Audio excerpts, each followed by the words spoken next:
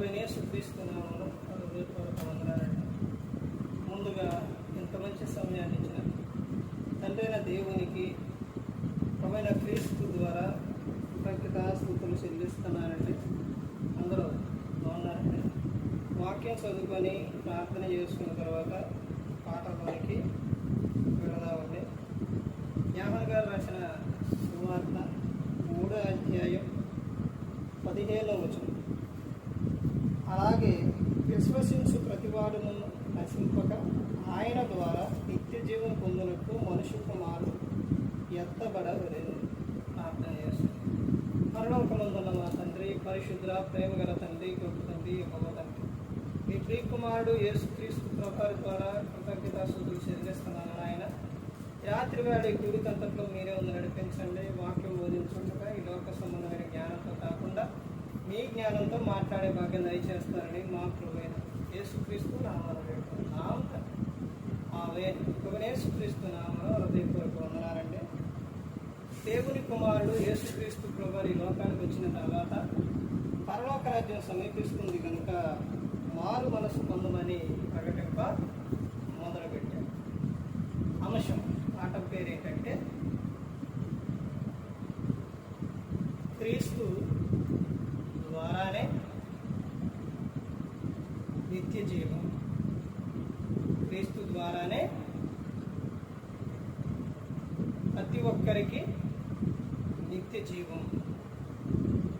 ఎవరి ద్వారా నిత్య జీవం అంటే యేసుక్రీస్తు ప్రభువారి ద్వారా. నిత్య జీవం అంటే నిత్యం కూడా జీవించి ఉండడం. అది ఎవరు ఇస్తారు అని అంటే లోకంలో ఎవరు ఇవ్వలేరు. ఆ నిత్య జీవం ఎవరిస్తారు అని అంటే యేసుక్రీస్తు ప్రభువారు. ఇక్కడ చెబుతున్న ఒక సందర్భం ఏంటి అని అంటే చూడండి, యోహాను గారు రాసిన సువార్త 3వ అధ్యాయం 14-15 వచనాల్లో మోషే అరణ్యములో ఎలా అయితే మోషే సర్పమును ఎలాగూ ఎత్తెనో అలాగే అలాగే విశ్వసించు ప్రతివాడును నశింపక ఆయన ద్వారా నిత్య జీవం పొందినట్లు మనుష్య కుమారుడు ఎత్తబడాలి. నిత్య జీవం ఎవరి ద్వారా? యేసుక్రీస్తు ప్రభువారు.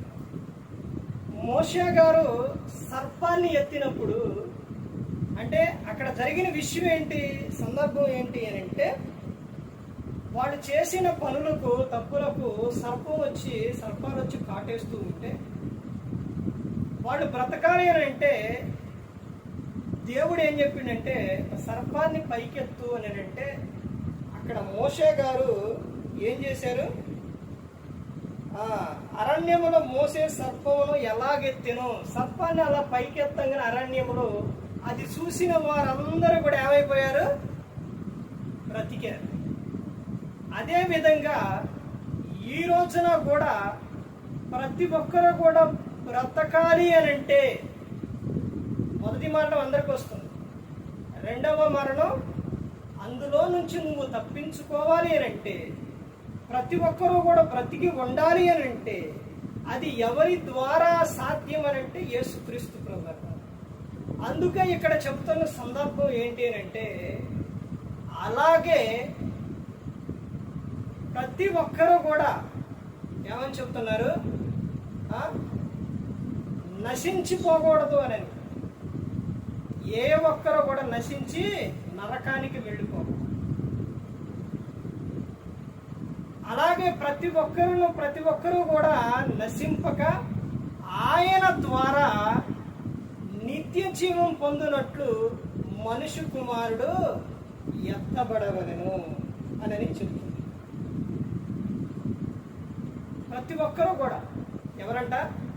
ప్రతి భూమి మీద పుట్టిన ప్రతి ఒక్కరూ కూడా నశించిపోవడం దేవునికి ఇష్టం లేదు.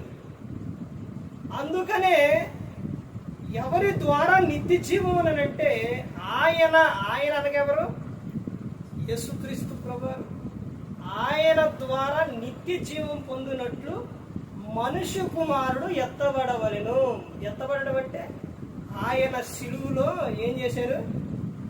సిలువ వేశారు. సిలువలో యేసుక్రీస్తు ప్రభువారు మరణించారు. ఇప్పుడు ప్రతి ఒక్కరూ కూడా సిలువ వైపు చూసినప్పుడు ప్రతి ఒక్కరికి కూడా ఏం కలుగుతుంది? రక్షణ. ప్రతి ఒక్కరూ కూడా పరలోకం చేరతారు. అందుకనే చెప్తున్న విషయం ఏంటంటే, పరలోకం చేరాలి అని అంటే క్రీస్తుని నువ్వు వెంబడించాలి. క్రీస్తు ద్వారానే నీకు నిత్య జీవం ఉంది. అందుకనే ఇక్కడ చెబుతున్న ఈ వచనాల్లో ఉన్న అర్థం, అలాగే ప్రతి వాడును నశింపక ఆయన ద్వారా నిత్య జీవం పొందునట్లు మనుష్య కుమారుడు ఎత్తబడవలెను. ఎత్తబడినారా లేదా? ఎత్తబడినారు. ఇప్పుడు నువ్వు క్రీస్తు వైపు చూస్తూ నువ్వు పరిగెత్తాలి. ఇది పందెంలో ఉన్నాం, మనం యుద్ధంలో ఉన్నాం. నువ్వు యుద్ధంలో గెలవాలి అనంటే, ఈ పోరాటంలో నువ్వు గెలవాలి అనంటే ఎవరి వైపు చూడాలి అని అంటే, ఎవరి వైపు చూడాలి? క్రీస్తు వైపే చూస్తూ మన ముందున్న పందెంలో ఏం చేయాలి? ఓపికతో పరుగెత్తాలి. ఓపిక కలిగి ఉండాలి. ప్రతి ఒక్కరూ కూడా గమనించుకోవాలి. యేసుక్రీస్తు ప్రభువారు లేకుండా ఏదీ లేదు. ఆయనే రాకపోతే మనిషి పరిస్థితి భయంకరంగా ఉంది. ఆయన వచ్చారు మనందరి కోసం. ఆయన సిలువలో తన ప్రాణాన్ని పెట్టారు. ఎందుకనంటే ప్రతి ఒక్కరూ కూడా నిత్య జీవం పొందాలి. లేఖనాలు కూడా చెబుతున్నాయి ఎవరి గురించి? యేసుక్రీస్తు ప్రభువారి గురించి. ప్రతి ఒక్కరూ కూడా చెబుతున్నారు. ఎవరి గురించి అంటే యేసుక్రీస్తు ప్రభువారి గురించి. ఆయన ద్వారానే నిత్య జీవం అనేది ఏ ఒక్కరు కూడా నశించి నరకానికి వెళ్ళిపోకూడదని యేసుక్రీస్తు ప్రభువారు ఈ లోకానికి వచ్చి మనందరి కోసం సిలువలో తన ప్రాణాన్ని పెట్టి ఉన్నారు. మరి ఈ విధంగా నిలబెట్టి మాట్లాడించిన తండ్రైన దేవునికి కృతజ్ఞతాస్తుతులు చెల్లిస్తూ, ఇంతవరకు శ్రద్ధగా ఉన్న మీకు ప్రభు పెట్టిన హృదయపూర్వక వందనాలు చెల్లిస్తూ ఈ మాటను ముగిస్తాను. అందరికీ